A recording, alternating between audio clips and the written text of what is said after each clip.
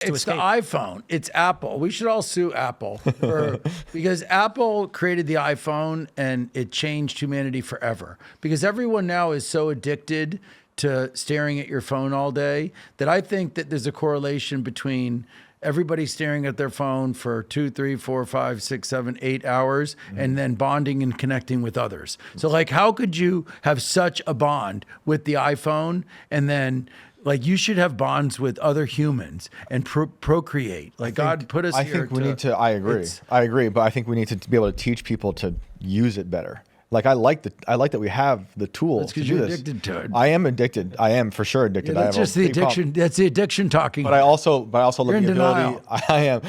I am Shane Cashman, and You're addicted. I have iPhone problem. But I also love that we have the tool to do these other things. Like I was saying earlier, there's so many bad things that come with this stuff, but it's so many great things. I have access to all these things, books, videos. I can learn so much. I can pull up an orchestra and show my kids this stuff.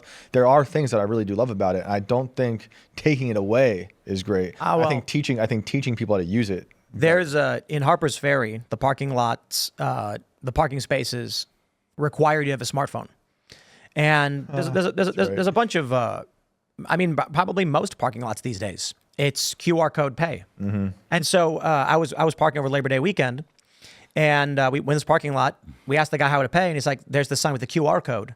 And I went, okay, no problem. However, what if someone doesn't have a smartphone? Right. But the assumption is, doesn't matter. If you don't, then you can't be you're not a customer here. That's the future of NeuraLink. Don't get me started on that. Exactly. And I've told people, they say, I will never get that thing.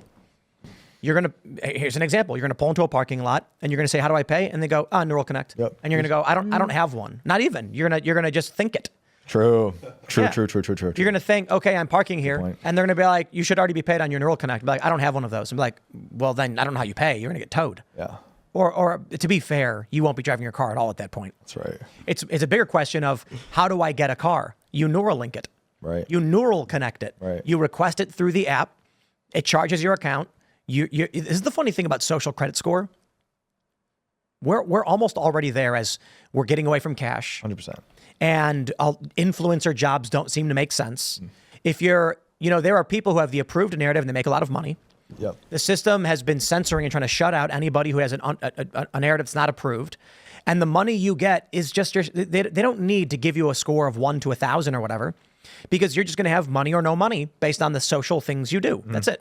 Can you live or not? So you need a car. Well, you can't own a car anymore. It's all auto car. It's all, you use your phone or your NeuraLink to order a car that pulls up with no driver. Can you afford? Have you been a good citizen? Has your influence been positive, or are you banned? And if you're a positive influence, the money in your account goes up. Mm-hmm. And you can pay for the car ride, and it auto deducts it without any kind of transaction, just through your NeuraLink or whatever. Mm-hmm.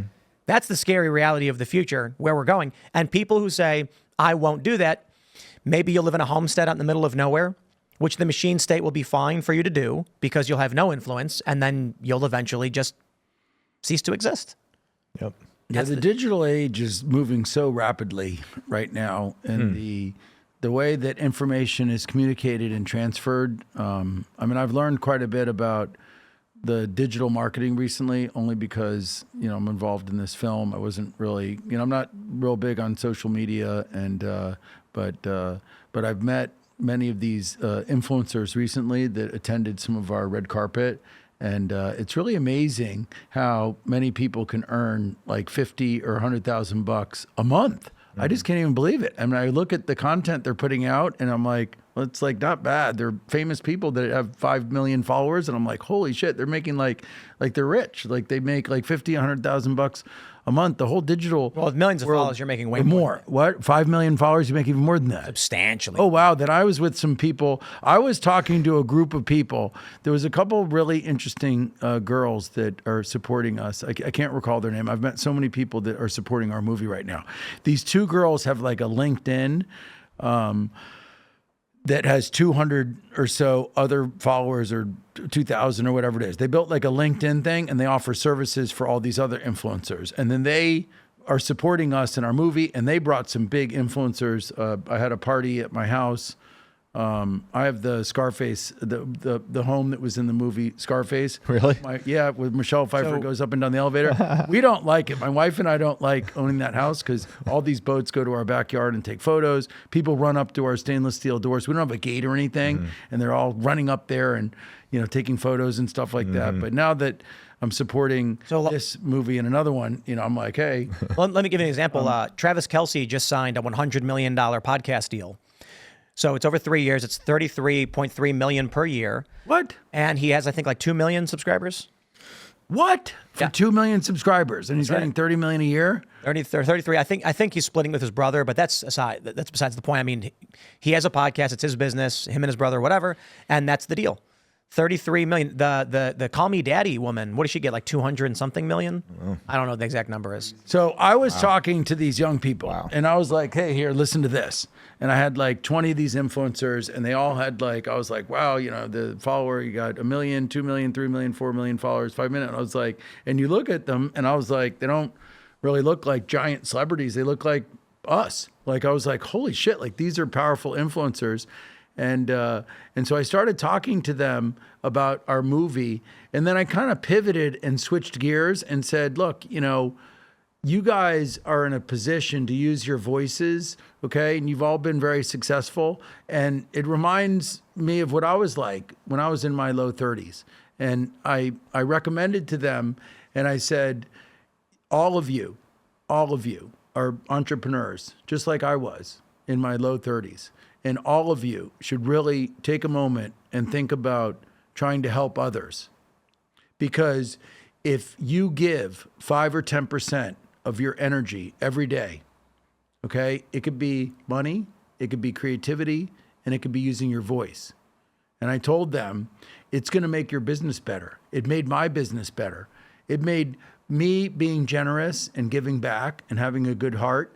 It made my company more successful. There's no doubt about that, okay? Because it draws in people to your business. It creates long-term relationships.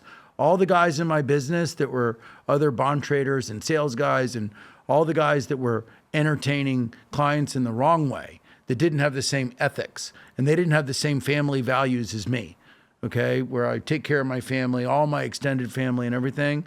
Like those guys that could go and do this out with clients and do all that and go to all the, get the women and all this other shit that happens in the financial industry with people exploiting women. A lot of those guys flame out. They do well for a while, but they're not in it for the long haul. That's what I was telling these guys. I was like, listen, you guys are all successful, and I'd ask you this. I would tell you to think about trying to help others and use some of your influence and attention to do just that. And they were all very quiet, and they were listening to me. And they look at me, and they're like, wow, this guy lives in the Scarface house. This guy's successful. And, he's got, the trappings of success. And then I turn around, and I'm like, look, if you want to be successful, then you should think about helping others. So what do these people do with their money? Which people? The influencers? There are people who are worth an exorbitant amount of money, and I wonder why it is that we don't see more activity in terms of, like what you're doing, right? Like, what do they do? Do they just put their money in yachts and buildings and then forget about it and have someone manage it and then just buy a summer house in the Hamptons or something? Yeah, it really depends who the people are. It seems like my wife and I are surrounded by other people that are like-minded like us. And so we're in a network of people that are really wealthy like us and very blessed. And then we also hang out with a lot of people that we went to high school with and elementary school. And so we really are hanging around with people of all shapes and sizes. And, we have friends that are Democrats and Republicans. I mean, just to your point, like, okay, so you have other successful business leaders or people that made money, and are they giving back? I was mentored by a lot of wonderful people when I was younger, both in business. Okay, when I was in my lower 30s and late 20s, that had really mentored me and made a really serious impact on me to think about being generous to other people. And a lot of them are all throughout South Florida. There's a wonderful man named Rick Case. He is an automotive dealer. He really made the Boys and Girls Club of Broward County. I mean, they're the #1 chapter in the whole country. And he mentored me when I was like 29. I joined the yacht club in the Bahamas called the Cat K Yacht Club. That's actually where this home, I bought an estate in 03 called the Manor House. It's 100 years old. We've got a number of guest homes and gardens, and I had a really big year in 03. And I named my film company, Manor House Films, after my property over there.